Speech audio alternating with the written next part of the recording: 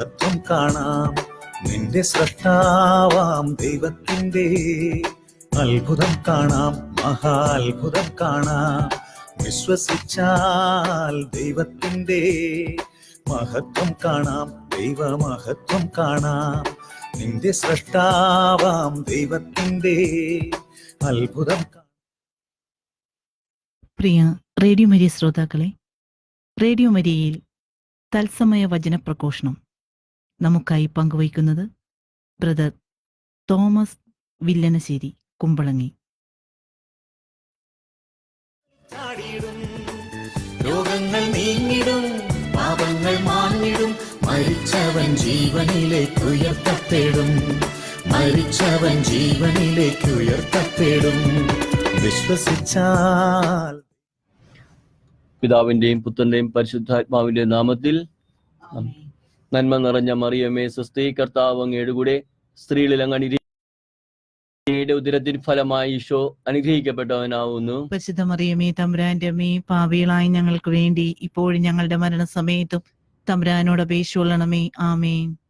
പ്രിയ radio Maria ശ്രോതാക്കളെ, വീണ്ടും നിങ്ങളുടെ മുമ്പിലായിരിക്കുവാനായിട്ട് ദൈവം വിളിച്ചതിനോർത്ത് നന്ദി പറയാം. അപ്പോസ്തല പ്രവർത്തനത്തിൽ നമ്മൾ ഇപ്രകാരം വായിക്കുന്നുണ്ട്: ആഴ്ചയിൽ ഒരു ദിവസം അവർ ഒരുമിച്ച് കൂടുകയും അവർ അപ്പം പങ്കുവെക്കുകയും ദൈവത്തെ മഹത്വപ്പെടുത്തുകയും ചെയ്യുവാൻ അവർ അത്യുത്സാഹത്തോടുകൂടി ഒരുമിച്ച് കൂടിയിരുന്നെന്ന്.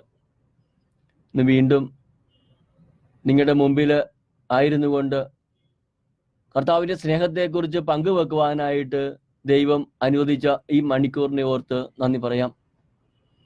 ഗെത്സമേല് യേശു പത്രോസിനോട് പ്രകാരം പറയുന്നുണ്ട്, താൻ അനുഭവിക്കാൻ പോകുന്ന ആ പിടാസഹനത്തിന്റെ ആ മുന്നൊരുക്കത്തില് തീവ്രമായ വേദന അനുഭവിക്കുമ്പോൾ പ്രകാരം പറയുന്നു പത്രോസിനോട്, 1 മണിക്കൂറെങ്കിലും ഉണർന്നിരുന്ന് നിങ്ങളോട് എന്നോടൊപ്പം ആയിരിക്കേണ്ടേ. അതെ സഹോദരങ്ങളെ, കർത്താവിന് വേണ്ടി ഒരു ദിവസത്തിൽ 1 മണിക്കൂറെങ്കിലും മാറ്റി വയ്ക്കുക, അത് ഏറ്റവും പ്രഥമമായ കടമയാണ്. നമ്മൾ കഴിഞ്ഞ ആഴ്ചകളിൽ പഴയ നിയമത്തിലെ ചരിത്രത്തെക്കുറിച്ച് നമ്മൾ കേട്ടു. ആ ചരിത്രത്തിന്റെ തുടക്കം ഉൽപ്പത്തി പുസ്തകം ആദ്യ മാതാപിതാക്കളിലൂടെ തുടങ്ങി അബ്രഹാത്തിൽ എത്തി നിൽക്കുന്ന ആ തലമുറ വരെ നമ്മൾ കേട്ടു. കഴിഞ്ഞ ആഴ്ചയിൽ നിങ്ങളുമായി പങ്കുവെച്ച ഏതാനും കുറച്ച് കാര്യങ്ങൾ നിങ്ങളെ ഓർമ്മപ്പെടുത്തിക്കൊണ്ട് അടുത്ത ആ ചരിത്രത്തിലേക്ക് നമുക്ക് കടക്കാം. ആദ്യ മാതാപിതാക്കളെ ദൈവം സൃഷ്ടിക്കുമ്പോൾ നമ്മൾ വായിച്ചിട്ടുള്ളതാണ്, പൂഴിയിൽ നിന്ന് മനുഷ്യനെ രൂപപ്പെടുത്തിയെടുത്ത ദൈവം അവന്റെ നാസാഗ്രന്ഥത്തിലേക്ക് നിശ്വസിച്ചപ്പോൾ അവന് ജീവനുണ്ടായി. അതെ, ദൈവത്തിന്റെ നിശ്വാസമാണ് ഓരോ മനുഷ്യന്റെയും ജീവിതം.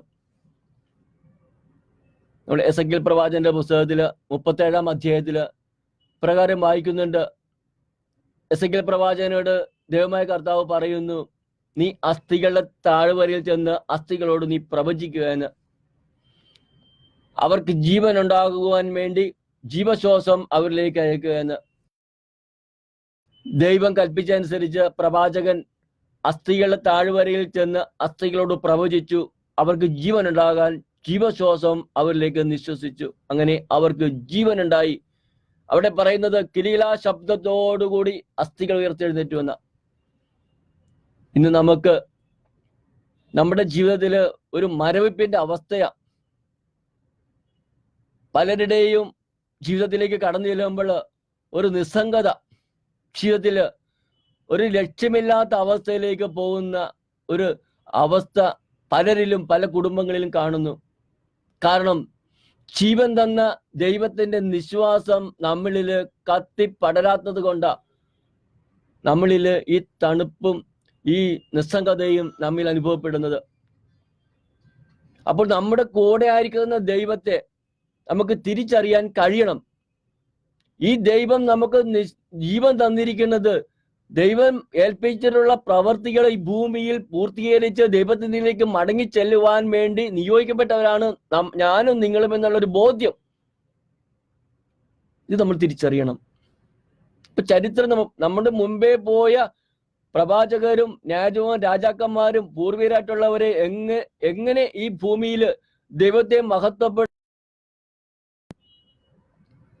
രക്ഷാകര പദ്ധതിയിൽ യേശു ഈ ഭൂമിയിലേക്ക് മനുഷ്യാവതാരം ചെയ്തപ്പോൾ യേശു തന്നോട് കൂടെ ആയിരിക്കാനും അയക്കപ്പെടുവാനുമായി 12 പേരെ തിരഞ്ഞെടുത്തു. അവർക്ക് അവിടുന്ന് ദൗത്യം ഏൽപ്പിക്കുകയാണ്. നിങ്ങൾ ലോകത്തിന്റെ അതിർത്തികൾ വരെ ദൈവരാജ്യത്തിന്റെ സുവിശേഷം പ്രസംഗിക്കുക.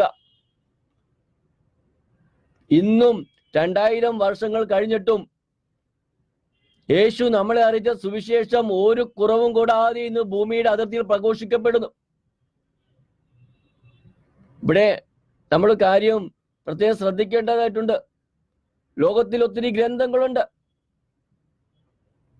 എന്നാൽ ദൈവത്തിന്റെ വചനം എവിടെയെല്ലാം പ്രസംഗിക്കപ്പെടുന്നുവോ അവിടെയെല്ലാം ആ ദൈവവചനം അത്ഭുതങ്ങളും അടയാളങ്ങളോട് സ്ഥിരീകരിക്കപ്പെട്ടിരിക്കുക. ഈ ജീവന്റെ വചനം എവിടെയെല്ലാം പ്രസംഗിക്കപ്പെടുന്നുവോ അവിടെ മഹാ അത്ഭുതങ്ങൾ നടക്കുകയാണ്. ഇന്നും മനുഷ്യന് മാനസാന്തരങ്ങളും അനുതാപം സംഭവിക്കുന്നു. അപ്പൊ ഇത് പ്രസംഗിക്കപ്പെടേണ്ടതല്ലേ? ഞാനും നിങ്ങളും കർത്താവിന്റെ വചനം കേട്ട് അത് മൂടിവെക്കാനുള്ളതല്ല. ജ്ഞാനസ്ഥാനം സ്വീകരിച്ച ഓരോ വ്യക്തിയും സുവിശേഷം പ്രസംഗിക്കപ്പെടാൻ വിളിക്കപ്പെട്ടവരാ. അപ്പൊ വിളിക്കപ്പെട്ട മറ്റുള്ളവരെ അറിയിക്കണമെങ്കിൽ എഴുതപ്പെട്ടിരിക്കുന്ന ആ ചരിത്രം നമ്മൾ പഠിക്കണം. പഠിക്കാതെ പ്രസംഗിക്കാൻ പറ്റില്ലല്ലോ. അപ്പൊ പഠിക്കേണ്ടത് എപ്പോഴാ? നമുക്ക് തരുന്ന ഓരോ ദിവസത്തിലും കർത്താവിന് വേണ്ടി 1 മണിക്കൂർ മാറ്റിവെക്കുകയാണെങ്കിൽ കർത്താവ് നമ്മളെ പഠിപ്പിക്കും. പരിശുദ്ധ അമ്മ നമ്മുടെ കൂടെ ഉണ്ടെങ്കിൽ എല്ലാ കാര്യങ്ങളും പരിശുദ്ധ അമ്മ പഠിപ്പിച്ചു തരും. അതുകൊണ്ടാണ് കർത്താവ് ഉയർത്തെഴുന്നേറ്റ ശേഷം പരിശുദ്ധ അമ്മ അപ്പോസ്തലന്മാരുടെ കൂടെ ഇരുന്ന് 8 ദിവസം അവരെ ശക്തിപ്പെടുത്തുകയായിരുന്നു.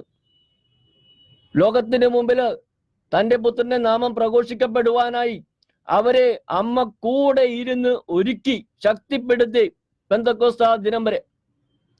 അത് ഇന്നും സംഭവിച്ചുകൊണ്ടിരിക്കുകയാണ്. വിളിച്ചപേക്ഷിക്കുമ്പോഴെല്ലാം നമ്മുടെ കൂടെ വരുന്ന പരിശുദ്ധ കന്യകാ മറിയം ഇന്നും തന്റെ പുത്രന്റെ വചനം, തന്റെ പുത്രന്റെ ജീവിതത്തെ സാക്ഷ്യപ്പെടുത്തുവാൻ, ദൈവത്വത്തെ മഹത്വപ്പെടുത്തുവാൻ ആരെല്ലാം ആഗ്രഹിക്കുന്നുവോ അവരുടെ എല്ലാം കൂടെ പരിശുദ്ധ അമ്മയുണ്ട്.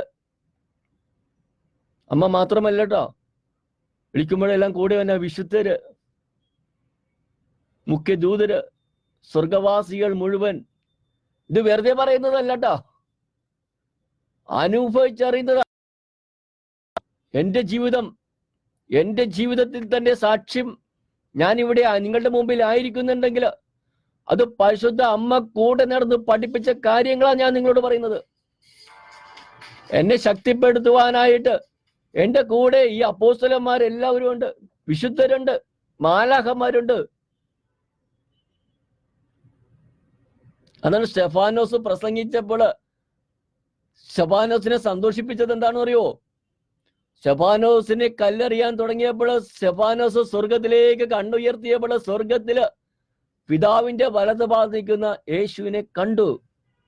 ഇതാണ് നമ്മുടെ ശക്തി, ഇതാണ് നമ്മുടെ ബലം. ഇപ്പൊ പ്രസംഗിക്കപ്പെടാനായിട്ട് ഞാനും നിങ്ങളും സമയം കണ്ടെത്തി ലോകത്തില് യേശുവിന്റെ സുവിശേഷം അതിർത്തികളെ വരെ പ്രസംഗിക്കപ്പെടേണ്ടിയിരിക്കുന്നു. സമയം അതിക്രമിച്ചിരിക്കുന്നു. കാരണം ആമോസ് പ്രവാചകൻ പറഞ്ഞ വാക്യം എന്ന് വളരെ അർത്ഥവത്താണ്. പ്രവാചകൻ ഇപ്രകാരം പറയുകയാണ് 8-ാം അധ്യായത്തില്, ലോകത്തിലേക്ക് ഞാൻ വലിയ ക്ഷാമം അയക്കും. ഭക്ഷണ പാനീയങ്ങൾക്ക് വേണ്ടിയുള്ള വറുതിയല്ല, വചനം ലഭിക്കായിക കൊണ്ടുള്ള വലിയ ക്ഷാമം ഞാൻ നാട്ടിൽ അയക്കുമെന്ന്. എന്റെ സഹോദരങ്ങളെ, ഇന്ന് നമുക്ക് എല്ലാവർക്കും സുലഭിതമായ എത്രയോ ധ്യാനമന്ദിരങ്ങൾ, 65-ൽ മേൽ ധ്യാനമന്ദിരങ്ങൾ, 1 കിലോമീറ്ററിന് ചുറ്റില് ഒരു ദേവാലയം, കപ്പേളകള്, അവിടെ എല്ലാം അനുദിന ബലികള്, പ്രഭാതം മുതൽ പ്രദോഷം വരെ ബലികൾ അർപ്പിക്കപ്പെടുന്ന ദേവാലയങ്ങള്. എന്താ കുറവുള്ളത്? പക്ഷെ നമുക്ക് എത്ര പേർക്ക് അതിന്റെ ഫലങ്ങൾ സ്വീകരിക്കാൻ കഴിയുന്നുണ്ട് സഹോദരങ്ങളെ? നമുക്ക് തിരിച്ചു വരാം. നമ്മൾ കഴിഞ്ഞ ആഴ്ചയിൽ നമ്മൾ പഠിച്ച കാര്യങ്ങൾ, ആദം മുതൽ നോഹ വരെയും നോഹ മുതൽ അബ്രഹാം വരെയുമുള്ള 20 തലമുറ, അതിനിടക്ക് നടന്ന സംഭവങ്ങളെല്ലാം നമ്മൾ കണ്ടു. ദൈവത്തിന്റെ ഹിതത്തിനെതിരായി പ്രവർത്തിച്ച ജനം, ദൈവം അയച്ച പ്രവാചകരെ, ദൈവത്തിന് തിരഞ്ഞെടുക്കപ്പെട്ടവരെ ചെവി കൊടുക്കാതെ ഭൂമിയിൽ തന്നിഷ്ടം പോലെ ജീവിച്ച ജനത, നോഹയുടെ പെട്ടകം പണിയുമ്പോൾ നോഹയെക്കുറിച്ച് ഇപ്രകാരം പറയുന്നത് നമ്മൾ വായിക്കുന്നുണ്ട്. ആദത്തിന്റെ സന്തതിയായ സേത്ത്, ആദവും ഹവ്വയും അവരുടെ ജീവിതത്തിൽ തന്നെ ആദ്യമേ പർദീസയിൽ സംഭവിച്ച പാപത്തിന്റെ ആ കെണി കടന്നു വന്നപ്പോൾ 2 മക്കളിൽ ഒരുവൻ അസൂയ കൊണ്ട് ഒരുവനെ കൊല്ലുന്നതും, ആ തലമുറയിൽ വീണ്ടും ദൈവം അനുഗ്രഹിച്ചു നൽകുന്ന പുത്രനാണ് സേത്ത്. അങ്ങനെ സേത്തിലൂടെ എനോക്ക്, കെയ്നോൻ, മഹലേൻ, യാമേദ്, ഹെനോക്ക്, മെത്തുലേക്ക്, ലാമക്ക്, നോഹ, അങ്ങനെ 10 തലമുറ. ഈ 10ാമത്തെ തലമുറ വന്നപ്പോൾ ഭൂമിയിൽ തിന്മ വർദ്ധിച്ചു. നമ്മൾ പലതവണ കേട്ടിട്ടുള്ളതാണ്. ജലപ്രളയത്തിലൂടെ ഭൂമുഖത്തുള്ളതെല്ലാം നശിപ്പിക്കുന്ന ദൈവം അന്ന് ഈ ഭൂമുഖത്ത് താൻ സൃഷ്ടിച്ച മനുഷ്യരിൽ 8 പേര് മാത്രമേ അവശേഷിപ്പിച്ചുള്ളൂ. ബാക്കിയുള്ള സകല മനുഷ്യരെയും മൃഗങ്ങളെയും അവിടുന്ന് ജലപ്രളയത്തിൽ നശിപ്പിക്കുക. അവിടുന്ന് സൃഷ്ടിച്ച തൻ്റെ ജീവജാലങ്ങളിൽ എല്ലാത്തിൻ്റെ 2 ജോഡി അവശേഷിപ്പിച്ച്, അങ്ങനെ 150 ദിവസത്തെ ജലപ്രളയത്തിന് ശേഷം നോഹും കുടുംബവുമായി ഈ ഭൂമിയിൽ മനുഷ്യരുടെ ആ ജീവിതം ആരംഭിക്കുക ഭൂമിയിലുള്ള. അങ്ങനെ നോഹിലൂടെ വീണ്ടും നോഹും ഭാര്യയും 3 മക്കളും ഉൾപ്പെടുന്ന, അവരുടെ ഭാര്യമാരും ഉൾപ്പെടുന്ന ആ 8 പേരിലൂടെ വീണ്ടും ഭൂമിയിൽ ജനം,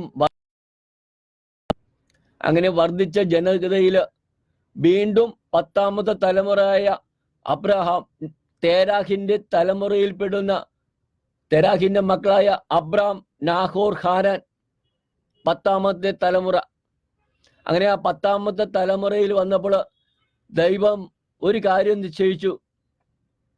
ഭൂമിയിൽ എന്നും മനുഷ്യന്റെ മനസ്സ് ദുഷിച്ചതാണെന്ന് കണ്ട് ദൈവം പരിതപിക്കുന്നത് നമ്മൾ വായിക്കുന്നുണ്ട്.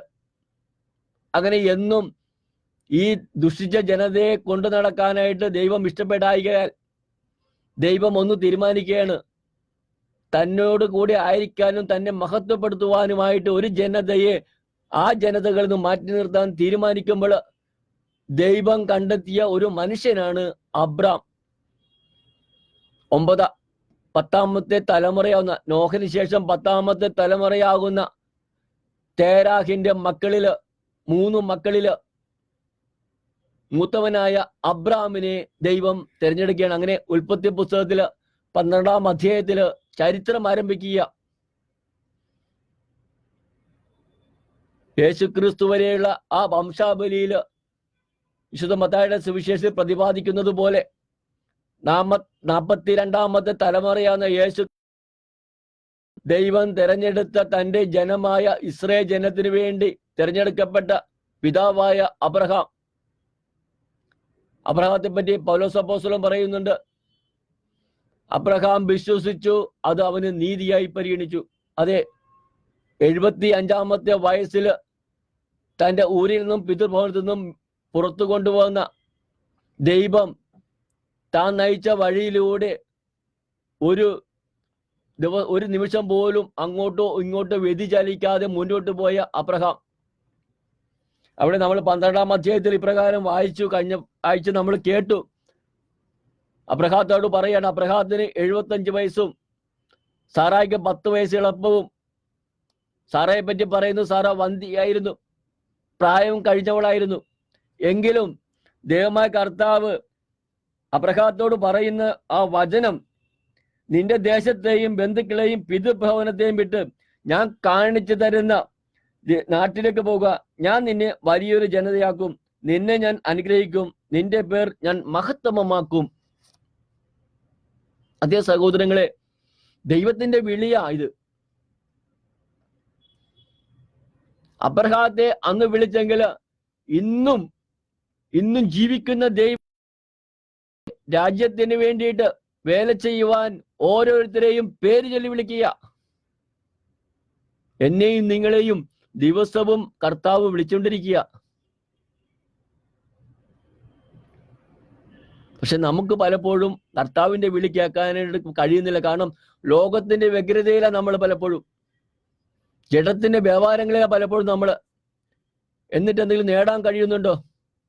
യേശു ലേവിനെ വിളിക്കുമ്പോൾ ചുങ്കസ്ഥലത്തിരുന്ന ലേവിയെ അവിടെ നിന്ന് വിളിക്കുകയാണ്, എന്നെ അനുഗമിക്കുക.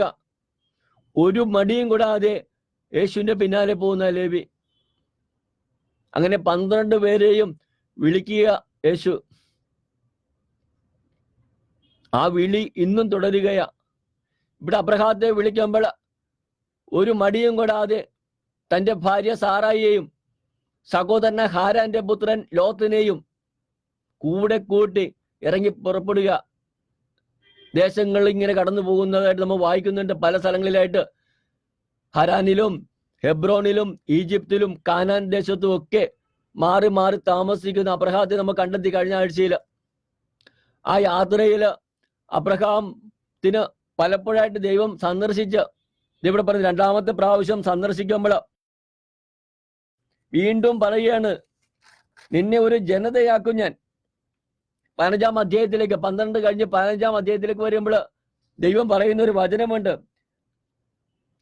അബ്രഹാമിന്റെ ദർശനത്തിൽ കർത്താവിന്റെ അരുൾപ്പാടുണ്ടായി, അബ്രഹാം ഭയപ്പെടേണ്ട, ഞാൻ നിനക്ക് പരിചയമാണ്, നിന്റെ പ്രതിഫലം വളരെ വലുതായിരിക്കും. അബ്രഹാം അവിടെ ചോദിക്കുന്ന ഒരു ചോദ്യമുണ്ട്. എന്താണ് അങ്ങനെ ചോദിക്കാൻ കാര്യം? അബ്രഹാത്തിന് 75 വയസ്സ് കഴിഞ്ഞു, സാറായി ആണെങ്കിൽ ബന്ധിയാണ്. ഇവിടെ നിന്റെ പ്രതിഫലം വലുതായിരിക്കുമെന്ന് ദൈവം അരുൾ ചെയ്യുമ്പോൾ അബ്രഹാം ചിരിച്ചുകൊണ്ട് പറയുകയാണ്, കർത്താവായ ദൈവമേ, സന്താനങ്ങളില്ലാതെ എനിക്ക് എന്ത് പ്രതിഫലമാണ് ലഭിക്കുക?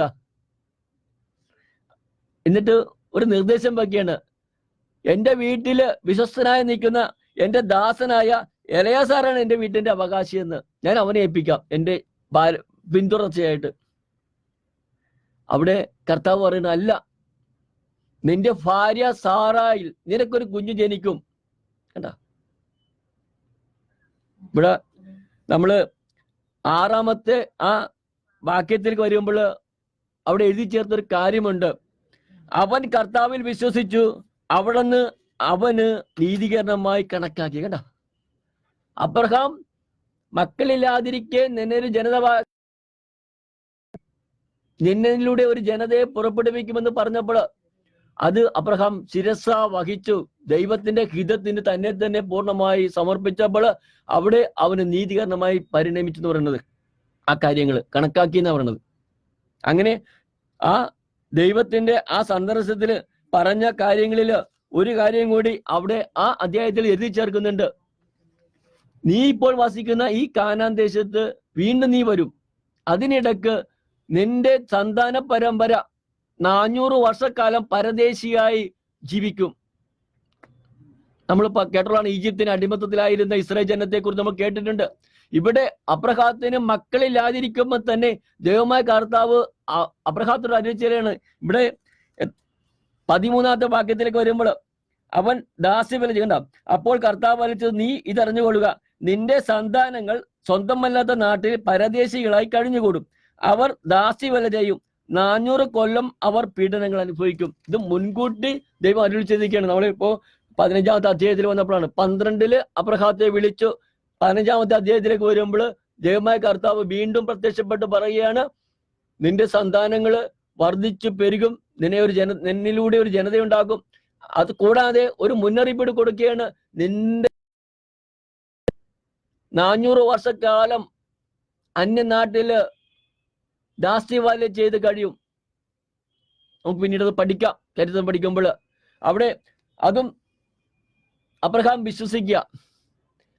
അങ്ങനെ 75 കഴിഞ്ഞ് 85-ാമത്തെ വയസ്സാകുമ്പോൾ 10 വർഷം കഴിയുമ്പോഴാ നമ്മൾ കഴിഞ്ഞ ആഴ്ച പഠിച്ചു, സാറായി തന്റെ ദാസിയെ കൊടുക്കുന്നതും ദാസിയിലൂടെ ഒരു കുഞ്ഞ് ജനിക്കുന്നതും അങ്ങനെ ആ ജനിച്ച കുഞ്ഞിന് ഇസ്മയിൽ എന്ന് പേരിടുന്നതും ആ ഇസ്മയിലിനെ ദൈവം അനുഗ്രഹിക്കുന്നതും ഖഗാറിനോട് ദൈവത്തിന്റെ ദൂതം പറയുന്നുണ്ട് അവനും ഒരു ജനതയാകും. കാരണം അബ്രഹാത്തിന്റെ ഭാര്യ സാറായിൽ കുഞ്ഞു ജനിക്കുമെന്ന് ദൈവം കൊടുത്ത വാഗ്ദാനം അബ്രഹാം വിശ്വസിച്ചെങ്കിലും 10 വർഷങ്ങൾക്ക് ശേഷം അബ്രഹാത്തിന്റെ ഭാര്യ സാറായി ഒരു കുഞ്ഞിനെ താലോലിക്കാൻ വേണ്ടി തന്റെ ദാസിയെ കൊടുക്കുന്നു. അങ്ങനെ ദാസിയെ പ്രാപിച്ചപ്പോൾ ദാസിയിൽ ജനിച്ച ഇസ്മയിൽ 86-ാമത്തെ വയസ്സിൽ ഇസ്മയിൽ ജനിക്കുക. അവിടെ ഇസ്മയിലിനെ പറ്റി പറയുന്ന ഒരു വാക്കുണ്ട്. സാറായി ഭയന്ന് സാറായിയുടെ പീഡനം സഹിക്കാതെ ഈ ദാസി ഒളിച്ചോടി പോകുമ്പോൾ ഈ ദാസിയുടെ 16-ാമത്തെ അധ്യായത്തിൽ ഇപ്രകാരം പറയുന്നു, കർത്താവിന്റെ ദൂതൻ ഷൂറിലേക്കുള്ള വഴി നീരൂറിനടുത്ത് വെച്ച് അവളെ കണ്ടെത്തി. ആരെയാണ്? ഹഗാറിനെ. ദൂതൻ അവളോട് ചോദിച്ചു, സാറായിയുടെ ദാസിയായ ഹഗാറെ, നീ എവിടെ നിന്ന് വരുന്നു, എങ്ങോട്ട് പോകുന്നു? അപ്പൊ അവള് പറയാണ്, എന്റെ യജമാനത്തിയുടെ പീഡനം സഹിക്കാൻ ഞാൻ വിളിച്ചോണ്ട്. അപ്പൊ ദൂതൻ അവിടെ പറയുന്നൊരു വാക്കുണ്ട് 12-ാമതിൽ, അവൻ കാട്ടുകഴുതയ്ക്കൊത്ത മനുഷ്യനായിരിക്കും, അവന്റെ കൈ എല്ലാവർക്കും എതിരായിരിക്കും, എല്ലാവരുടെയും കൈ അവനെതിരായിരിക്കും, അവൻ തന്റെ സഹോദരങ്ങൾക്കെതിരായി വർത്തിക്കുകയും ചെയ്യും. കേട്ടോ, അവൻ ഇങ്ങനെ പറയുന്നത്, അവനെ ഒരു ജനതയാക്കി ഞാൻ വളർത്തും, നീ ഒരു ആൺകുട്ടിയെ പ്രസവിക്കും, അവന് നീ ഇസ്മയിൽ എന്ന് പേരിടണം, കാരണം കർത്താവ് നിന്റെ രോദനം ചെവിക്കൊണ്ടിരിക്കുന്നു. അങ്ങനെ ദാസിയിൽ പിറന്ന ഇസ്മയിലിനെയും ദൈവം അനുഗ്രഹിക്കുകയാണ്. അവനിലൂടെയും ഒരു ജനത പുറപ്പെടും. പിന്നെ ഒരു കാര്യം കൂടി അവന്റെ മേൽ വെച്ചു കൊടുക്കുന്നുണ്ട്. അതാണ് ഇതിനാ, അവന്റെ കൈ എല്ലാവർക്കും എതിരായിരിക്കും, എല്ലാവരുടെയും കൈ അവനെതിരായും ഉയരും, അവൻ തന്റെ സഹോദരന്മാർക്കെതിരായി വർത്തിക്കുകയും ചെയ്യും. ഇത് തിരുവചനമാ. അങ്ങനെ ഇസ്മയിലിനെയും ദൈവം അനുഗ്രഹിക്കുന്നു. നമ്മൾ പിന്നീട് കാണുന്നുണ്ട്, ഈ ഇസ്മയിലിൽ 12 മക്കൾ ജനിക്കുന്നു. ആ 12 മക്കളെയും പ്രഭുക്കന്മാർ, രാജാക്കന്മാരെന്ന് നാമകരണം ചെയ്യപ്പെടുക. അങ്ങനെ ആ രണ്ടാമത്തെ ദൈവത്തെ വീണ്ടും ദൈവം അബ്രഹാമിന് 99 വയസ്സായപ്പോൾ വീണ്ടും പ്രത്യക്ഷപ്പെട്ടിട്ട് അബ്രഹാത്തിനോട് വീണ്ടും പറയുന്നുണ്ട്, നിന്റെ പേര് അബ്രഹാം എന്നായിരിക്കും. ആദ്യം അബ്രഹാത്തിന്റെ പേര് അബ്രാം. എന്നാൽ 3-ാമത്തെ സന്ദർശനത്തില് കർത്താവായ ദൈവം അബ്രഹാത്തിന് പ്രത്യക്ഷപ്പെട്ട് പറയുകയാണ്, ഇനിമേൽ നിന്റെ പേര് അബ്രഹാം എന്നായിരിക്കും, ഞാൻ നിന്നെ അനവധി ജനതകളുടെ പിതാവാക്കിയിരിക്കുന്നു, നീ സന്താന പുഷ്ടിയുടനാകും, നിന്നിൽ നിന്നൊരു ജനത പുറപ്പെടും, രാജാക്കന്മാരും നിന്നിൽ നിന്ന് ഉത്ഭവിക്കും, ഞാനും നീയും നിനക്ക് ശേഷം നിന്റെ സന്തതികളും തമ്മിൽ തലമുറയായി എന്നേക്കും ഞാൻ എന്റെ ഉടമ്പടി സ്ഥാപിക്കും, ഞാൻ എന്നേക്കും നിനക്ക് നിന്റെ സന്തതികൾക്കും ദൈവമായിരിക്കും, നീ പരദേശിയായി പാർക്കുന്ന ഈ കാനാൻ ദേശം മുഴുവൻ നിനക്കും നിനക്ക് ശേഷം നിന്റെ സന്തതികൾക്കുമായി ഞാൻ തരും, എന്നെന്നും അത് അവരുടേതായിരിക്കും, ഞാൻ അവരുടെ ദൈവമായിരിക്കുകയും ചെയ്യും. 3-ാമതും പ്രത്യക്ഷപ്പെട്ട് പറയാ 99-ാമത്തെ വയസ്സില്. അങ്ങനെ 99-ാമത്തെ വയസ്സിൽ അത് പറയുമ്പോഴും അബ്രഹാം ഇവിടെ പറയുന്നുണ്ട്, അബ്രഹാം കമ്മന്ന് കിടന്ന് ചിരിക്കുകയാണെന്ന്. ഇവിടെ പറയുന്നുണ്ട് 17-ാമത്തെ അധ്യായത്തില്, എന്റെ സഹോദരങ്ങളെ ഇത് കേൾക്കുമ്പോൾ നിങ്ങളുടെ കൈവശം ഒരു ബൈബിൾ ഉണ്ടായിരിക്കുന്നത് നല്ലതാ. ബൈബിൾ പഠിക്കണമെന്ന് ആഗ്രഹം ഉണ്ടെങ്കിൽ അവരുടെ കയ്യിൽ, എല്ലാവരുടെയും കയ്യിൽ ഒരു ബൈബിള്. എവിടെയെല്ലാം വചനം പ്രഘോഷിക്കപ്പെടുന്നു അവിടെയെല്ലാം മാറോട് ചേർത്ത് ഈ ദൈവത്തിന്റെ ശക്തി പുറപ്പെടുന്ന ഈ ദൈവത്തിന്റെ വചനം നമ്മുടെ മാറോട് ചേർത്ത് വെക്കുകയാണെങ്കിൽ അത് വലിയൊരു അനുഗ്രഹമാണ്. കാരണം ആയുധമാണത്. പൗലോസ് അപ്പോസ്തലൻ പറയുന്നുണ്ടേ, ദൈവവചനം വന്ന ആത്മാവിന്റെ വാളെടുക്കാൻ, തിന്മയുടെ ശക്തിക്കെതിരെ പോരാടുവാനായിട്ട് ഈ ദൈവവചനമാവുന്ന ആത്മാവിന്റെ വാൾ എന്റെ നിങ്ങളുടെ കൈവശമുണ്ടെങ്കിൽ ഒരു തിന്മയും നമ്മുടെ മേൽ ആധിപത്യം നേടില്ല. പൗലോസ് അപ്പോസ്തലൻ എഫെസ്യരുടെ ലേഖനം 6-ാം അധ്യായത്തിൽ എഴുതി വെച്ചിരിക്കുക. അപ്പൊ ഇവിടെ കമ്മന്ന് വേണ്ടി ചിരിക്കുന്ന അബ്രഹാത്തെ നമ്മൾ കാണുന്നുണ്ട്. 17-ാം അധ്യായത്തില് 17-ാമത്തെ തിരുവചനം, അപ്പോൾ അബ്രഹാം കമ്മന്ന് വീണ് ചിരിച്ചുകൊണ്ട് ആത്മഹത്യ ചെയ്തു, 100 വയസ്സ് തികഞ്ഞവന് കുഞ്ഞും ജനിക്കുമോ. കേട്ടാ, എത്രാമത്തെ വയസ്സായി? 100 വയസ്സ് തികഞ്ഞവന് കുഞ്ഞു ജനിക്കുമോ. കമന്ന് കിടന്ന് ചിരിക്കുക. കാരണം അത് അസാധ്യമാ. പക്ഷെ ഉള്ളിലും അബ്രഹാം എന്ന് പറയുന്ന മനുഷ്യനാണ് നമ്മെ പോലെ. അവനും ബലഹീനതകളുണ്ട്. 75-ാമത്തെ വയസ്സിൽ പുറത്തു കൊണ്ടുവന്നതാ. ഇപ്പൊ വയസ്സ് 100ആയപ്പോഴും ഇവിടെ പറയുന്നതല്ല, 100-ാമത്തെ വയസ്സിലാ ദൈവം രണ്ടാമത് പ്രത്യക്ഷപ്പെടുന്നത്. 99-ാമത്തെ വയസ്സിൽ 99-ാമത്തെ വയസ്സിൽ ദൈവം പ്രത്യക്ഷപ്പെട്ടു. ഇവിടെ ആത്മകഥം ചെയ്യുന്നത് അന്ന് കിടന്ന് ചിരിച്ചുകൊണ്ട് ആത്മകഥം ചെയ്തു. 100 വയസ്സ് തികഞ്ഞവന് കുഞ്ഞ് ജനിക്കുമോ? 90 സാറ ഇനി പ്രസവിക്കുമോ? അബ്രഹാം ദൈവത്തോട് പറഞ്ഞു, ഇസ്മേൽ അങ്ങയുടെ മുമ്പിൽ കേട്ടാ, ഇങ്ങനെ പറഞ്ഞു, ഇസ്മേൽ അങ്ങയുടെ തിരുമുമ്പിൽ ജീവിച്ചിരുന്നാൽ മതി. ദൈവം അരുൾ ചെയ്തു, നിന്റെ ഭാര്യ സാറായി തന്നെ നിനക്കൊരു പുത്രൻ പ്രസവിക്കും, നീ അവന് ഇസ്ഹാക്കിന് പേരിടണം. ഉറപ്പിച്ചു പറയാ. 99-ാമത്തെ വയസ്സില് ദൈവം പ്രത്യക്ഷപ്പെടുമ്പോൾ കർത്താവ് കൊടുക്കുന്ന ഉറപ്പാണ്, ഇസ്മേലിനെ ഞാൻ അനുഗ്രഹിക്കും. അബ്രഹാം പറയാണ്, എനിക്കൊരു കുഞ്ഞിനെ തന്നു, ദാസിയിലാണെങ്കിലും അവൻ ജീവിച്ചിരുന്നാൽ മതി. അവിടെ ദൈവമായ കർത്താവ് ഉറപ്പ് കൊടുക്കുകയാണ്, അങ്ങനെയല്ല, നിന്റെ ഭാര്യ സാറായിൽ നിനക്കൊരു കുഞ്ഞു ജനിക്കും, അവന് നീ ഇസ്ഹാക്ക് എന്ന് പേരിടണം. കർത്താവ് ഉറപ്പിച്ച 99-ാമത്തെ വയസ്സില്. ഇതാണ് നമ്മുടെ ദൈവം. നമ്മൾ പുതിയ നിയമത്തിൽ വരുമ്പോൾ ഈശോ നമ്മുടെ സുവിശേഷത്തിലൂടെ 49 അത്ഭുതങ്ങൾ ലിഖിതമായിട്ടുണ്ട്. ഈ അത്ഭുതങ്ങൾ ഓരോന്നും എടുത്ത് പഠിക്കുമ്പോൾ അവിടെ ജനം പറയുന്നു, ഇതുപോലെ ഒന്നും ഞങ്ങൾ കേട്ടിട്ടില്ല, ഇതുപോലത്തെ ഒന്നും ഞങ്ങൾ കണ്ടിട്ടില്ല. ഇവ മനാരിക്കുന്ന രക്ഷകൻ തന്നെയാണ്. കാരണം അന്ന് വരെ നടന്നിട്ടില്ലാത്ത രീതിയിൽ അത്ഭുതങ്ങളും അടയാളങ്ങളും കൊണ്ട് പിതാവായ ദൈവത്തെ മഹത്വപ്പെടുത്തി. കാറ്റിനെയും കടലിനെയും ശാസിക്കുമ്പോൾ ശിഷ്യന്മാര് പറയും, നിരന്തര അത്ഭുതം, കാറ്റും കടലും പോലും അവനെ അനുസരിക്കുന്നു. കോളിൽ അകപ്പെട്ടപ്പോൾ അവിടെ നമുക്ക് കാണുന്നുണ്ട് മനുഷ്യനായിട്ടുള്ളവരുടെ ബുദ്ധി. പത്രോസ്, യേശു പറഞ്ഞു നമുക്ക് അക്കരക്ക് പോകാമെന്ന്. അക്കരക്ക് പോകാമെന്ന് പറഞ്ഞപ്പോൾ കടലിന്റെ മകനായ പത്രോസ് പറഞ്ഞു, യേശുവേ, പ്രഭാതം മുതൽ, നമ്മൾ വായിക്കുന്നില്ല, പ്രഭാതം മുതൽ അവൻ ഓരോ രോഗികളെ സുഖപ്പെടുത്തി പ്രദോഷമായപ്പോഴാണ് യേശു പറയണത് നമുക്ക് അക്കരയ്ക്ക് പോകാമെന്ന്. അങ്ങനെ അക്കരയ്ക്ക് പോകാമെന്ന് പറഞ്ഞ യേശുവിനോട് പത്രോസ് പറയാണ്, പ്രഭാതം മുതൽ ഒത്തിരി ജോലി എടുക്കല്ലേ, നീ വഞ്ചിയുടെ തലക്കിൽ കിടന്നുറങ്ങിക്കോ. അവിടെ നമുക്ക് കാണുന്നത് തലയിണ വെച്ച് കർത്താവിനെ ഉറക്കിക്കെടുത്തിയ പത്രോസ്. യേശു സുഖമായി കിടന്നുറങ്ങി തലയിണ വെച്ച്. പാതി വഴി എത്തിയപ്പോഴാണ്, നടുക്കടലിൽ എത്തിയപ്പോഴാണ് പ്രകൃതി ശോഭിച്ചത്. നമുക്ക് കാണുന്നുണ്ട് പത്രോസിന്റെ ബുദ്ധി. കടലിന്റെ മകനായ പത്രോസിന്, കടലിന്റെ സ്പന്ദനം അറിയുന്ന പത്രോസിന് അവിടെ തുഴയെറിയാൻ പറ്റിയില്ല. നിയന്ത്രണം വിട്ട് തോണി മുങ്ങുമെന്ന് കണ്ടപ്പോൾ അവൻ വിളിച്ചു, കർത്താവേ, ഞങ്ങൾ നശിക്കാൻ പോകുന്നു. മനുഷ്യന്റെ ബുദ്ധിക്ക് അതീതമാണ് ദൈവത്തിന്റെ പ്രവൃത്തികളൊക്കെ. ദൈവത്തിന് എല്ലാം സാധ്യമാ. ഒരിക്കൽ പറയുന്നുണ്ട്, ആർക്ക് രക്ഷപ്പെടാൻ കഴിയും? മനുഷ്യന് അസാധ്യമാ, എന്നാൽ ദൈവത്തിനെല്ലാം സാധ്യമാണ്. അതാണ് നടുക്കടയിൽ പെട്ടപ്പോൾ പത്രോസ് വിളിച്ചു, കർത്താവേ, ഞങ്ങൾ നശിക്കാൻ പോകുന്നു. ഇവിടെ കാണുന്ന കർത്താവ് ഉണർന്നു. ഉണർന്ന ശേഷം ഒരു കുറ്റപ്പെടുത്തലില്ലാതെ കാറ്റിനെയും കടലിനെയും ശാസിക്കുന്ന ദൈവം. ആ നിമിഷം കാറ്റും കടലും കർത്താവിന്റെ വചനത്തെ അനുസരിക്കുന്നു. കടൽ ശാന്തമായി എന്ന് നമ്മൾ വായിക്കുന്നുണ്ട്. ഇതാണ് ദൈവം പറയാണ്, നിന്റെ ഭാര്യ സാറായിൽ നിനക്കൊരു കുഞ്ഞു ജനിക്കും, ആ കുഞ്ഞിന് നീ ഇസഹാക്ക് എന്ന് പേരിടണം, അവനിലൂടെ ഞാനൊരു ജനതയെ പുറപ്പെടുവിക്കും. ഇസഹാക്ക് എന്ന വ്യക്തിയിലൂടെ. അതെ, നമ്മൾ പഴയ നിയമത്തിൽ പഠിച്ചു, നോഹും കുടുംബവും കൂടി 8 പേരാണ് ഭൂമിയിൽ പുതിയൊരു ജനതയായി ഉത്ഭവിക്കുന്നത്. ദൈവത്തിനെല്ലാം സാധ്യമാണ്. അതുകൊണ്ട് നോഹിലൂടെ 10ാമത്തെ തലമുറ അബ്രഹാത്തിലേക്ക് കടന്നു വരുമ്പോഴും പ്രായമേറെയായിരിക്കുന്ന അബ്രഹാം 99-ാമത്തെ വയസ്സിലും ദൈവം പറയാണ്, നിന്നിലൂടെ ഒരു ജനതയെ പുറപ്പെടുവിക്കുന്ന. ചിരിച്ചിരുന്ന അബ്രഹാത്തിന്റെ മുമ്പിൽ ദൈവം കൊടുക്കുന്ന ഉറപ്പാണ്.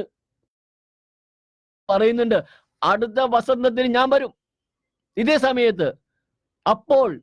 അപ്പോൾ നിന്റെ ഭാര്യ സാറായിൽ നിനക്കൊരു കുഞ്ഞുണ്ടായിരിക്കും, സാറായിയുടെ മടിയിൽ ഒരു കുഞ്ഞുണ്ടായിരിക്കും. ഇതാണ് ഉറപ്പ്.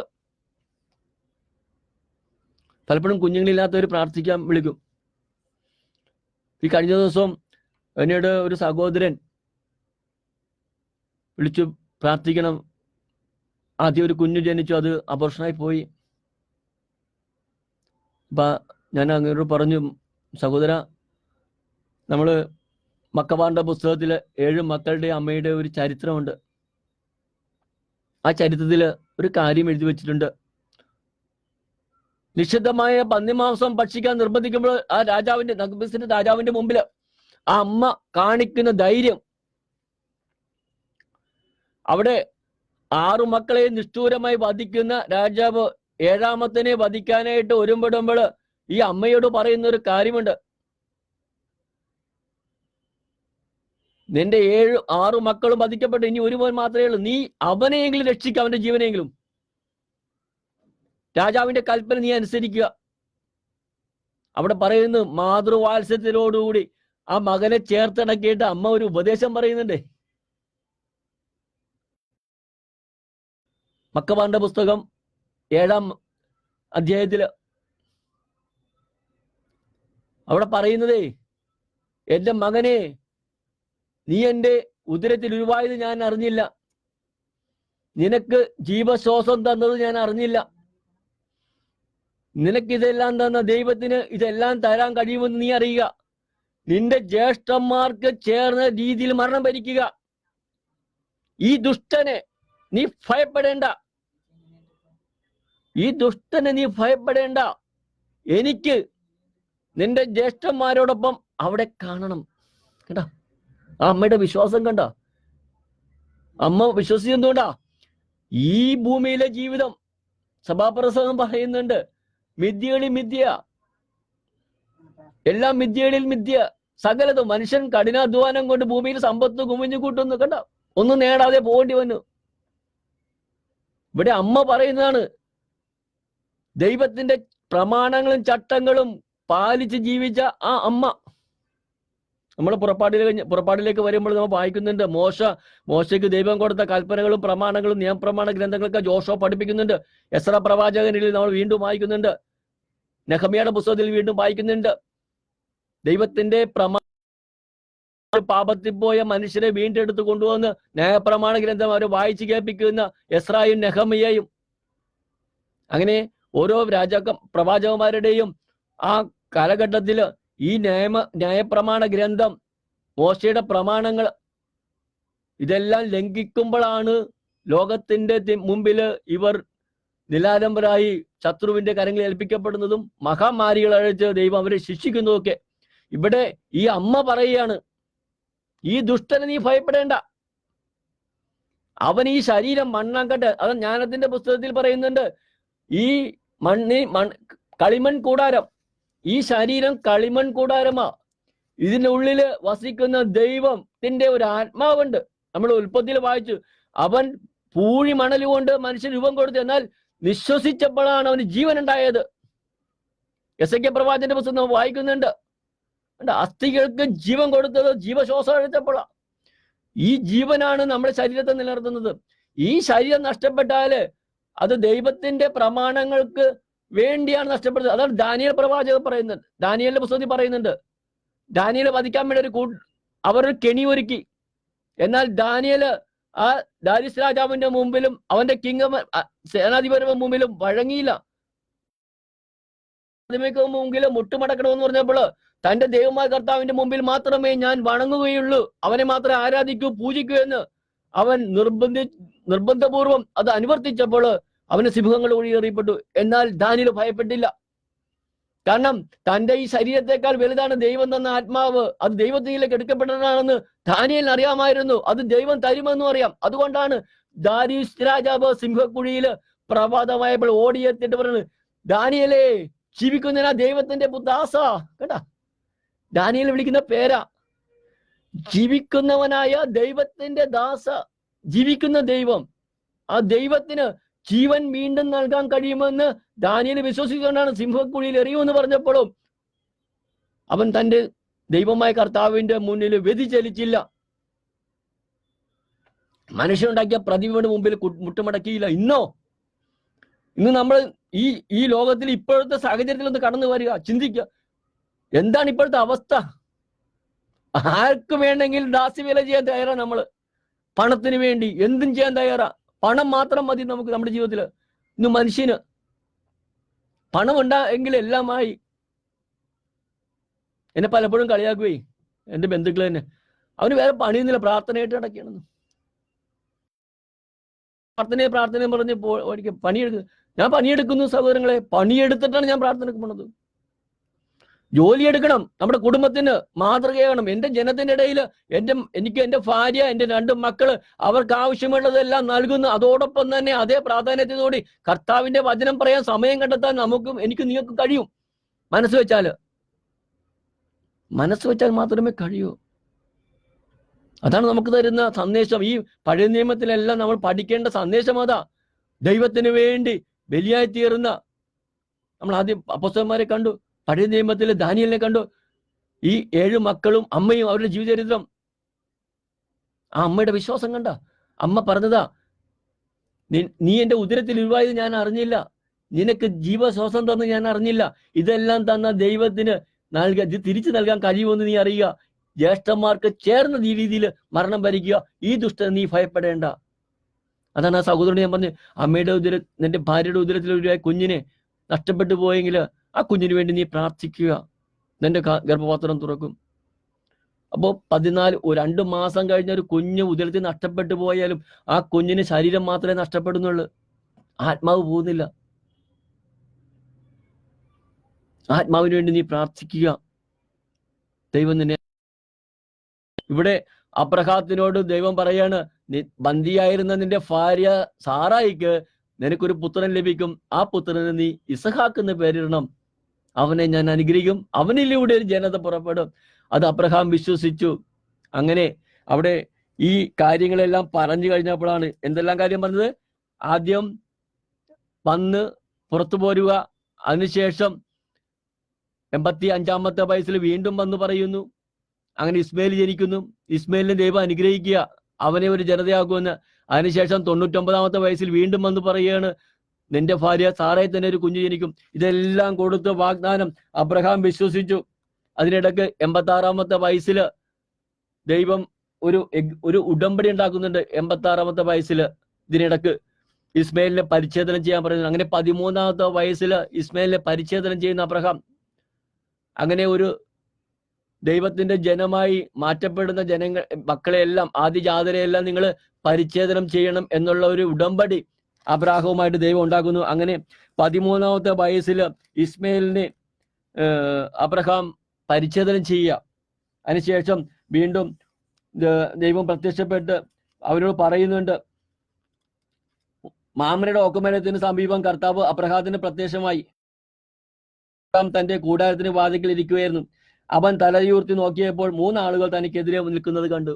3 ആളുകൾ. ഇവിടെ ആ ഒരു വചനം നമ്മുടെ മനസ്സിൽ കുറിക്കണം. ദൈവത്തിന് 3 ആളുകളുണ്ടെന്ന് ഇവിടെ പറയണത്.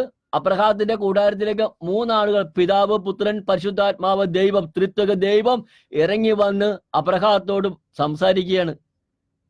അബ്രഹാത്തോട് അവിടെ സംസാരിക്കുമ്പോൾ അബ്രഹാത്തോട് എനിക്ക് അല്പം ഭക്ഷണം ഉണ്ടാക്കി കൊടുക്കാനായിട്ട് അബ്രഹാം പറയുന്നുണ്ട്, ഞാൻ കുറച്ച് ഭക്ഷണം ഉണ്ടാക്കി തരാം, നിങ്ങൾ വിശ്രമിക്കുകയാണെങ്കിൽ.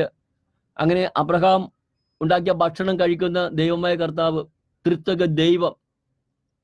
അത് കഴിഞ്ഞ് അവർ മടങ്ങി പോകുമ്പോൾ ഇവിടെ നമ്മൾ ഒരു കാര്യം കാണുന്നുണ്ട്. ദൈവം തനിക്കിഷ്ടപ്പെട്ടവരെല്ലാം ദൈവം ചെയ്യാൻ പോകുന്ന പ്രവൃത്തികൾ കാണിച്ചു കൊടുക്കും. ഭൂമിയിലായിരിക്കുമ്പോൾ ഈശോ 12 അപ്പോസ്തലന്മാരെ തിരഞ്ഞെടുക്കുമ്പോൾ പിതാവിൽ നിന്ന് കേട്ടവയെല്ലാം ഒരു കുറവുമില്ലാതെ അവർക്ക് പകർന്നു കൊടുക്കാൻ കാണുന്നുണ്ട്. പിതാവിൽ നിന്ന് കേട്ടവ എല്ലാം നിങ്ങളെ അറിയിച്ചു, ഇനി ഒന്നും നിങ്ങൾ ചോദിക്കേണ്ടതില്ല, ഒന്നും പഠിപ്പിക്കേണ്ടതില്ല. ഇതാണ് നമ്മുടെ ദൈവം. ഇവിടെ അബ്രഹാത്തിന്റെ ഭവനത്തിലേക്ക് കയറി വന്ന ദൈവം അബ്രഹാം കൊടുത്ത മടങ്ങി പോകുമ്പോൾ, ഒരുമിച്ച് മടക്കി യാത്ര ചെയ്യുമ്പോഴാണ് ദൈവം വന്ന ഒരു ലക്ഷ്യത്തെ അബ്രഹാത്തോട് പറയുന്നുണ്ട്. താൻ ചെയ്യാവുന്ന പ്രവൃത്തി തന്റെ ദാസനായ അബ്രഹാത്തെ കൂടി അറിയിക്കണ്ടേ. ഇവിടെ നമ്മൾ കാണുന്നത് ആ 18-ാമത്തെ അധ്യായത്തില്, പുറപ്പാടിന്റെ പുസ്തകം 18-ാം അധ്യായത്തില് ദൈവം 4-ാം പ്രാവശ്യം പ്രത്യക്ഷപ്പെട്ട് അബ്രഹാത്തിന്റെ ആ സ്വീകരണം ഏറ്റുവാങ്ങി. കാരണം കാല് കഴുകി വെള്ളം കൊടുത്ത് അബ്രഹാം പെട്ടെന്ന് കൂടാരത്തിലെത്തി സാറായോട് പറഞ്ഞു, വേഗം 3 ഇടം കഴി മാവെടുത്ത് കുഴച്ച് അപ്പം ഉണ്ടാക്കി കൊടുക്കുക. അവർ അപ്പം ഉണ്ടാക്കി കൊടുത്തു. അത് ഭക്ഷിച്ച് ദൈവം മടങ്ങി പോകാൻ നേരത്താണ് നമ്മൾ 16-ാമത്തെ അധ്യായത്തിലേക്ക് വരുമ്പോൾ, ബാക്കിലേക്ക് വരുമ്പോൾ 18-ാം അധ്യായത്തിൽ 16-ാമത്തെ തിരുവചനത്തിലേക്ക് വരുമ്പോൾ അവർ അവിടെ നിന്ന് എഴുന്നേറ്റ് സൊദോം ഗൊമോറയിൽ തിരിഞ്ഞു. വഴിയിലെത്തുന്നത് വരെ അബ്രഹാം അവരെ അനുയാത്ര ചെയ്തു. കർത്താവ് ആലോചിച്ചു, അബ്രഹാം മഹത്വവും ശക്തവുമായ ഒരു ജനതയായി തീരുമെന്നും ഭൂമിയിലെ ജനപദങ്ങളെയെല്ലാം അവനിലൂടെ അനുഗ്രഹിക്കപ്പെടുമെന്നും അറിഞ്ഞിരിക്കെ ഞാൻ ചെയ്യാൻ പോകുന്ന കാര്യം അവൻ ഇന്ന് മറച്ചു വെക്കണമോ? എന്താ ഇവിടെ അബ്രഹാത്തെ പറ്റി ദൈവം പറയുന്ന വാക്കാണ്, അവനൊരു ജനതയാകും. അപ്പൊ എല്ലാ കാര്യങ്ങൾക്കും ദൈവം തൻ്റെ പദ്ധതികളെല്ലാം ഒരുക്കി വച്ചിരിക്കുന്നത് മുൻകൂട്ടി പറയുക. ആ പദ്ധതികളെല്ലാം ഈ ദൈവത്തിനറിയാം. അപ്പൊ അതുകൊണ്ട് താൻ ചെയ്യുന്ന പ്രവർത്തികളിൽ ഒന്നും അബ്രഹാത്തിന്റെ മുമ്പിൽ മറച്ചു വെക്കണ്ട. അവിടെ നിന്ന് വന്നത് എന്തിനാ? ഇവിടെ പറയുന്നുണ്ട്, സൊദോം ഗൊമോറയുടെ പാപം കർത്താവിന്റെ മുമ്പിലേക്ക്. നമ്മൾ എത്ര തവണ കേട്ടുള്ള സൊദോം ഗൊമോറ നശിപ്പിക്കുന്നത്. അവിടെ സൊദോം ഗൊമോറയുടെ അവസ്ഥ എന്താ? അത് ഭയാനകമാ.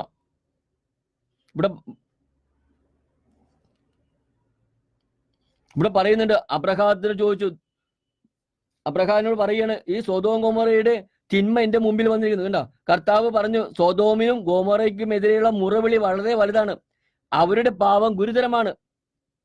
20-ാമത്തെ വാക്യത്തില് അവരുടെ പാപം ഗുരുതരമാണ്, അതിനാൽ അവരുടെ പ്രവർത്തികൾ എന്റെ സന്നിധിയിൽ എത്തിയിട്ടുള്ള വിലാപങ്ങളെ സാധൂകരിക്കുന്നോ ഇല്ലയോ എന്നറിയാൻ ഞാൻ അവിടം വരെ പോവുകയാണ്. അപ്പൊ സൊദോം ഗൊമോറ നശിപ്പിക്കാൻ നിശ്ചയിച്ചുറപ്പിച്ച് വന്ന ദൈവമായ കർത്താവ് തന്റെ ദാസനെ അബ്രഹാത്തോട് പറയാണ്, അവരുടെ പാപം അത്ര മെച്ചമായിട്ടാണ്. കാരണം നമ്മൾ പിന്നീട് വായിക്കുന്നുണ്ട്, അവിടെ താമസിക്കാൻ പോയ ഒരു സഹോദരനുണ്ടേ.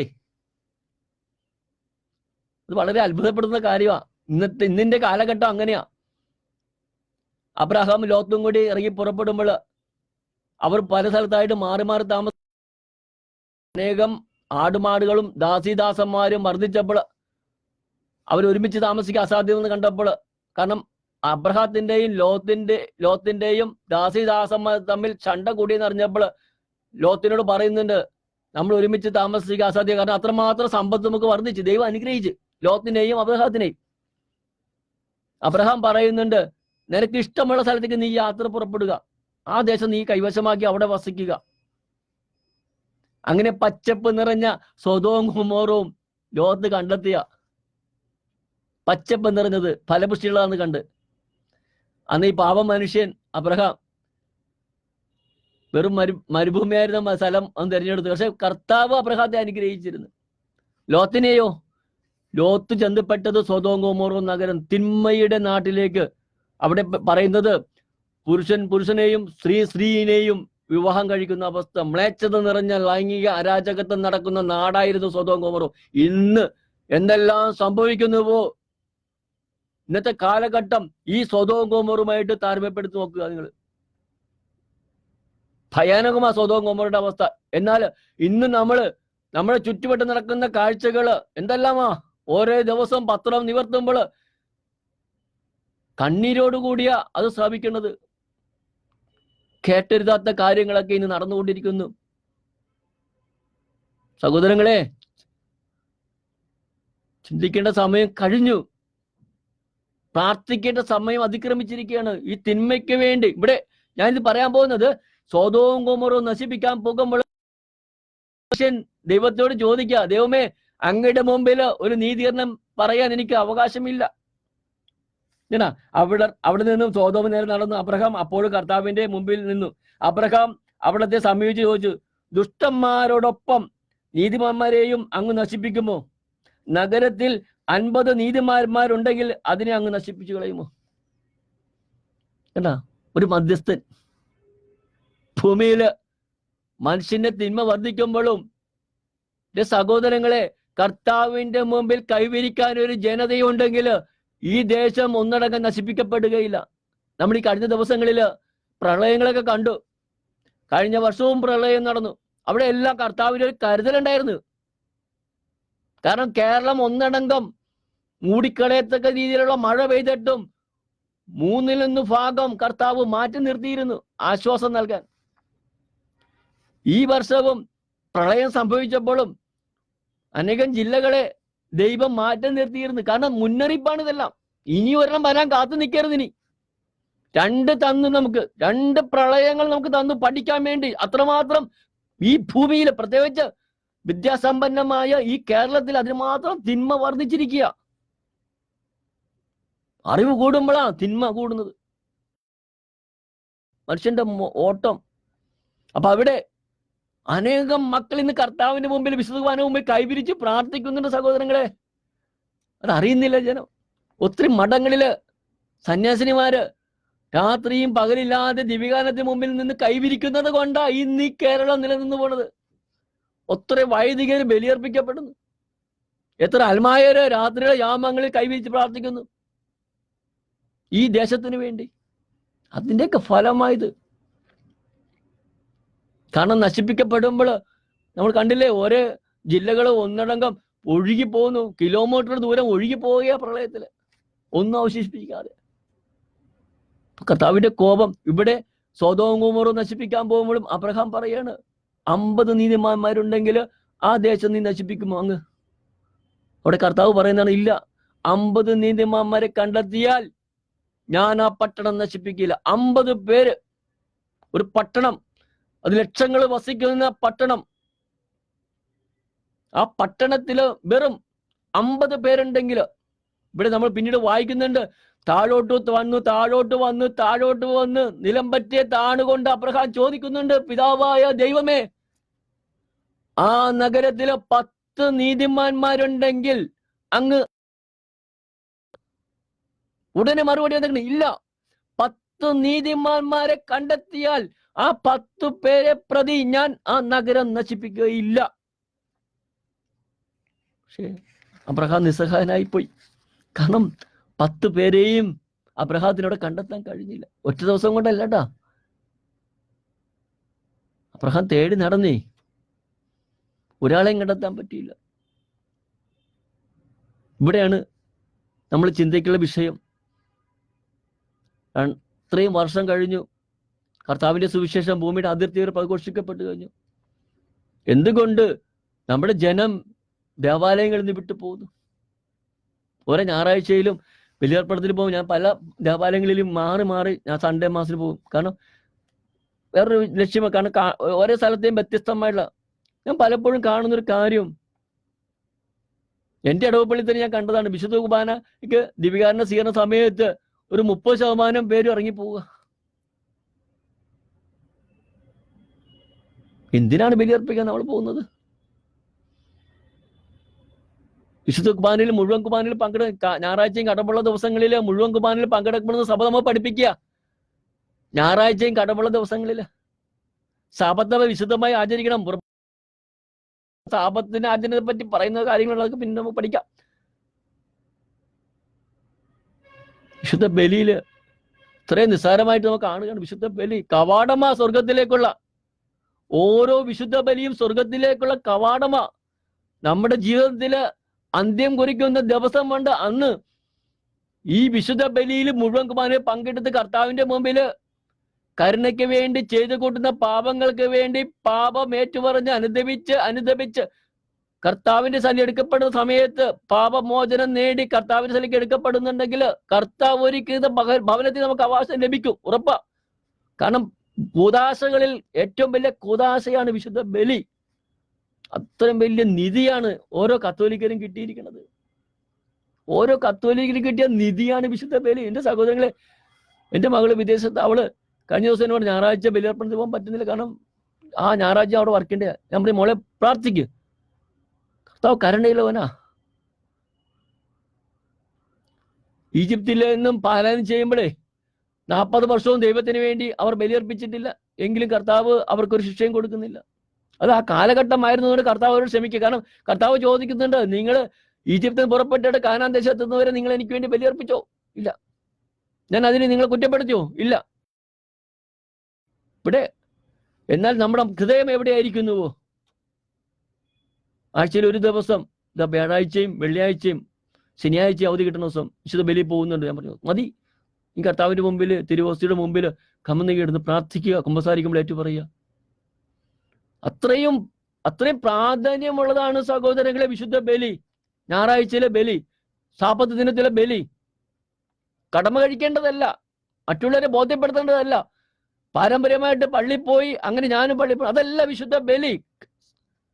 ആൾക്കാരോട് ചേർന്ന് നിന്ന് വിശുദ്ധ ബലിയിലെ പുരോഹിതനോടൊപ്പം അർപ്പിക്കപ്പെടാൻ നമ്മളും വിളിക്കപ്പെട്ടവരാ. ആ ഓരോ ബലി കഴിയുമ്പോഴും നമ്മൾ ഈ ലോകത്തിലായിരിക്കുമ്പോ ചെയ്ത് കൂട്ടുന്ന തിന്മകളെ ഭയാനക. ഇത് പോയി നമ്മള് ലോകത്തിലാകുമ്പോ നമ്മൾ ബലഹീനരാ, പാപം ചെയ്ത് കൂമ്പാരമാണ്. ആഖാന്റെ പാപ കൂമ്പാരം, കല്ലെറിയുന്ന കൂമ്പാരം നമ്മൾ വായിക്കുന്നില്ലേ സംഖ്യാപ്രവാചകന്റെ പുസ്തകത്തില്, ആഖാന്റെ പാപം. അപ്പൊ ആ കല്ലെറിയുന്ന കൽക്കുമ്പാരം പോലെ നമ്മുടെ മുമ്പിൽ പാപത്തിന്റെ കുമ്പാരം ഇങ്ങനെ നിറഞ്ഞു നിൽക്കുക. അപ്പൊ എങ്ങനെയാ കർത്താവിനെ മഹത്വപ്പെടുത്താൻ കഴിയുക? അപ്പൊ അതിനെല്ലാത്തിനും ഒരു അയവ് കിട്ടുന്നത് വിശുദ്ധ ബലിയ. ഇവിടെ അബ്രഹാം നശിപ്പിക്കാൻ പോകുമ്പോൾ ഒരാളെ പോലും കണ്ടെത്താൻ കഴിയാതെ വന്നപ്പോഴാണ് സൊദോം ഗൊമോറ കർത്താവ് നശിപ്പിക്കാൻ തിരിയണത്.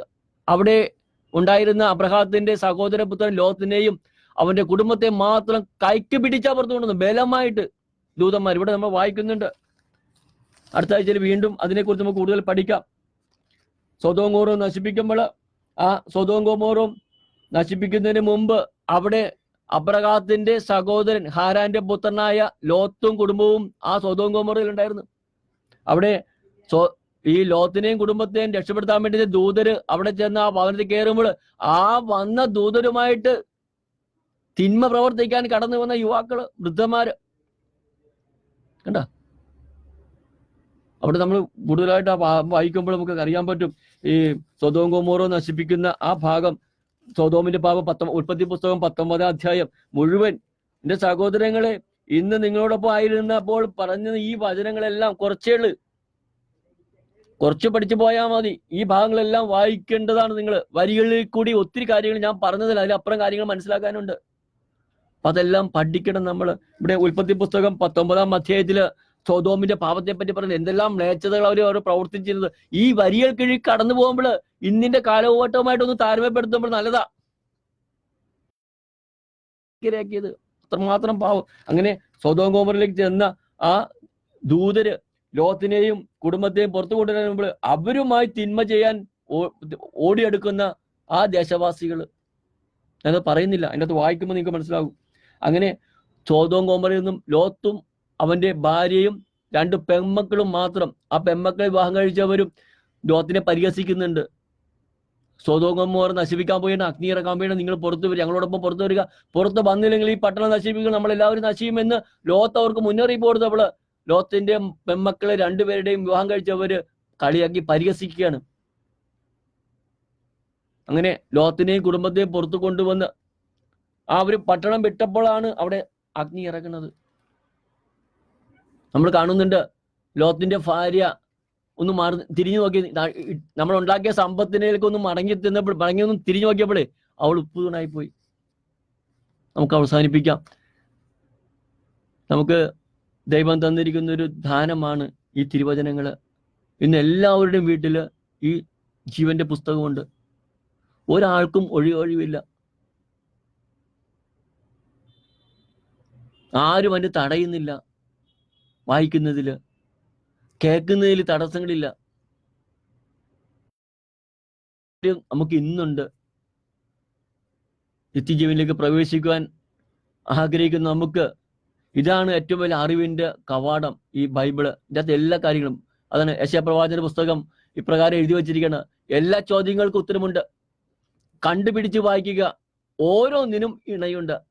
ഒരു സാധാരണക്കാരനും മനസ്സിലാക്കാവുന്ന രീതിയിലാണ് ഇതെല്ലാം എഴുതി വച്ചിരിക്കുന്നത്. എത്ര ലളിതമായി. ആഗ്രഹിച്ചാൽ മതി.